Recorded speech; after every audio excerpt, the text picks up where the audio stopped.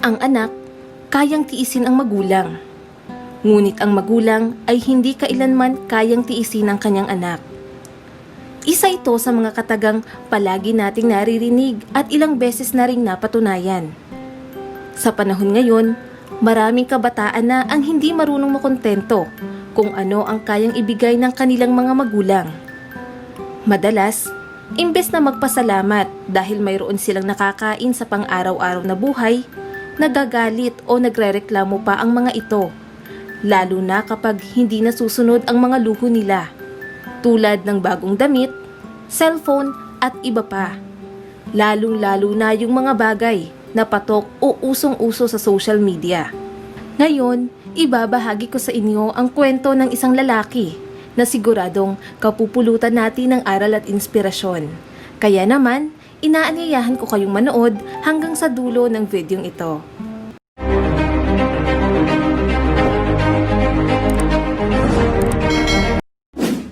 Ang pangyayaring ito ay naganap noong buwan ng Oktubre taong 2019 sa bansang Malaysia, kung saan naninirahan ang 26 na taong gulang na lalaki na nagngangalang Habil.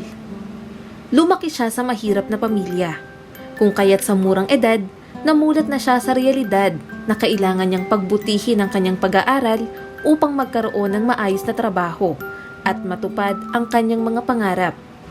Nasa elementarya pa lamang, talagang nag-aaral na siyang mabuti. Habang ang kanyang mga kaklase ay naglalaro, siya naman ay nagbabasa ng libro. Nagbunga naman ang lahat ng ito, sapagkat noong graduate siya ng high school, isa siyang honor student na naging daan upang makakuha siya ng scholarship sa kolehiyo. Dahil alam naman ni Habil na hindi kayang tustusan ng kanyang mga magulang ang kanyang mga gastusin, kung kaya't humanap siya ng part-time job. Mahirap pero kinaya niya ang lahat ng pagsubok. Nang makapagtapos na siya sa kolehiyo, kaagad siyang humanap ng trabaho. At sa kabutihang palad, kaagad naman siyang natanggap sa isang kumpanya na pagmamay-ari ni Azri Walter. Sa kabila ng murang edad ni Habil, ipinakita niya na kaya niyang makipagsabayan sa ibang empleyado. Makalipas lamang ang 6 na buwan na pagtatrabaho, kaagad siyang na-promote sa mas mataas na posisyon. Nangangahulugan lamang iyon na tataas rin ang kanyang sweldo. Nasa 5,000 Malaysian ringgits o katumbas ng halos 60,000 pesos ang kinikita ni Habil kada buwan. Hindi niya akalain na sasweldo siya ng ganoon kalaki. Ang perang iyon ay sobra na para makabili siya ng mga bagay na gusto niya. Subalit, sa kabila noon, malaki ang pagtataka ng kanyang mga katrabaho. Kapag kumakain sila sa restaurant, palagi nilang niyayaya si Habil. Ngunit minsan lamang ito sumama. Madalas nitong sinasabi na busog pa siya o kaya naman ay mayroon daw siyang baon na pagkain. Sa tuwing naririnig ito ng kanyang mga katrabaho, palagi siyang pinagtatawanan ng mga ito. Ayon sa kanila, napakakuripot nito samantalang ang laki naman ng kanyang sweldo. Minsan, hindi na nila ito niyayayang kumain dahil alam naman nila na tatanggi lamang ito. Kapansin-pansin rin na bihira bumili si Habil ng gamit para sa kanyang sarili. Pagdating sa pagkain ay talagang nagtitipid ito. Parati itong may baon para sa pananghalian. May mga pagkakataon na niyaya siya ng kanyang mga katrabaho, maging ng kanyang boss na bumili ng bagong gamit tulad ng damit at sapatos. Ngunit, minsan lamang itong bumili. Kinakailangan pa nila itong kantsawan upang maglabas ito ng pera. Dahil sa mga ganoong pangyayari, unti-unti na siyang pinag-uusapan ng kanyang mga katrabaho hanggang nakarating na ito sa kanyang boss. Ayon sa CEO na si Azri Walter, may karapatan si Habil magdesisyon kung saan niya gagastusin ang pera na kanyang pinaghirapan. Pero sa kabila noon, hindi niya maiwasang magtaka kung bakit ganoon na lamang ang pagtitipid nito. Napatanong rin siya sa kanyang sarili kung tama ba ang pinapasahod niya rito. Marahil magpapatuloy ang ganitong pagtrato ng mga empleyado kay Habil kung hindi nangyari ang isang bagay na kailanman ay hindi nila akalain na magagawa nito. Noon ay araw ng Biyernes. Matapos ang isang linggong pagtatrabaho, umuwi na ang mga empleyado upang makapagpahinga. Yung iba sa kanila, pumunta sa malapit na restaurant upang magsaya at makapag-banding. Ang CEO naman ay maagang umuwi. Ngunit dahil may appointment siya kinabukasan, kinailangan niyang bumalik sa kumpanya upang kunin ang mga dokumento. Ang opisina niya ay nasa second floor. Noong umakyat siya upang kunin ang mga papeles, wala naman siyang napansin na kakaiba roon. Ngunit noong pababa na siya ng hagdan, napansin niya na mayroon pang ilaw na nakabukas sa isa sa mga department. Napahinto siya dahil madalas kapag ganoong araw, wala namang nag-o-overtime na empleyado.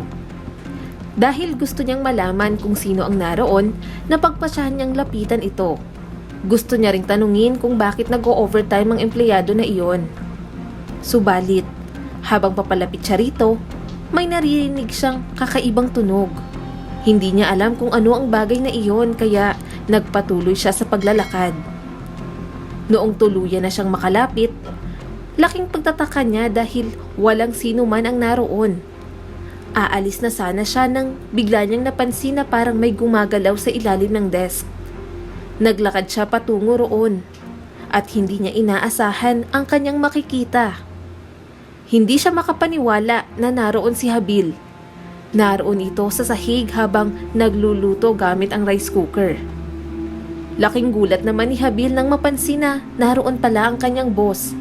Kasabay noon ang takot na baka matanggal siya sa kanyang trabaho. Hindi niya lubos akalain na makikita siya ng kanyang boss na nagluluto sa loob ng opisina. Kung kaya't, mabilis itong tumayo upang magpaliwanag. Nanginginig ang boses nito habang nagsasalita. "Pasensya na po sa aking nagawa. Nagluto po ako ng pagkain dito sa loob ng opisina dahil hindi pa po ako kumakain buong maghapon. Pero wag po kayong mag-alala. Lilinisin ko na ang lahat ng ito.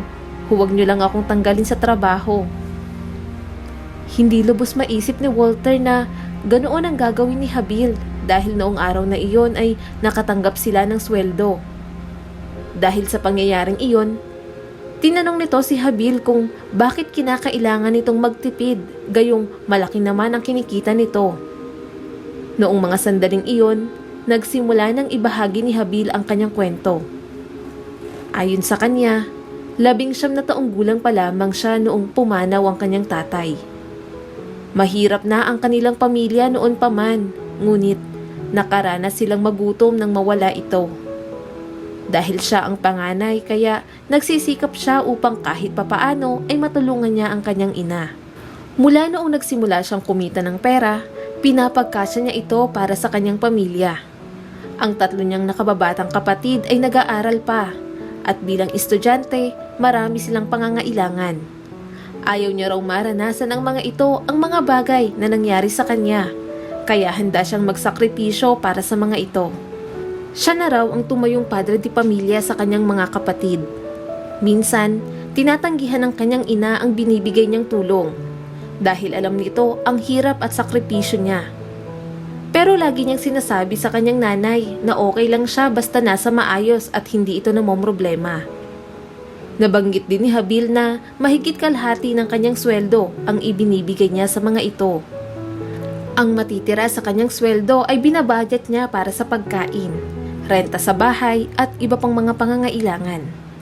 Nasa kabilang bayan pa ang kanyang trabaho kaya kinailangan niyang magrenta. Sinabi niya rin na masaya siya dahil mahal na mahal siya ng kanyang pamilya. Kaya hanggat kaya niyang magtrabaho, hindi niya hahayaan na muling magutom ang mga ito. Habang nakikinig si Walter sa kwento ni Habil, hindi niya maiwasang tumulo ang kanyang mga luha. Hindi niya akalain na sa murang edad nito ay ganoon na ito mag-isip. Madalas raw na iniisip ng mga tao na responsibilidad ng magulang ang kanilang anak. Subalit, may mga pagkakataon na kailangan rin nila ang tulong mula sa kanilang mga anak. Sinabi niya rin kay Habil na magiging maayos rin ang lahat. Huwag raw itong mag-alala dahil hindi niya ito tatanggalin sa trabaho. Noong gabing iyon, niyaya niya itong kumain sa labas. Noong una ay tumanggi ito pero di kalaunan ay napapayag niya rin.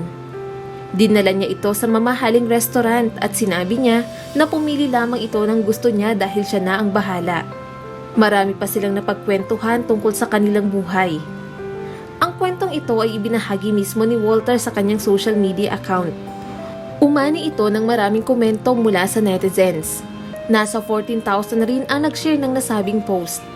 Ayon kay Walter, maswerte siya dahil naging empleyado niya si Habil. Napakabuti raw nito sa kanyang pamilya, maging sa kanyang katrabaho. Naging mabuti na rin ang pakikitungo sa kanya ng kapwa niya empleyado mula nang malaman nila ang kwento sa likod ng pagtitipid nito. Ang kwentong ito ay nagpapaalala sa atin na huwag natin husgahan ang ating kapwa dahil lamang sa kung ano ang ating nakikita. Mas mabuting kilalanin natin ang isang tao dahil lahat tayo ay may kanya-kanyang kwento. Maraming salamat sa patuloy na panonood sa aking munting channel. Kung nagustuhan mo ang videong ito ay huwag mong kalimutang mag-like and subscribe at pakipindot mo na rin ang notification bell para updated ka sa mga susunod nating video.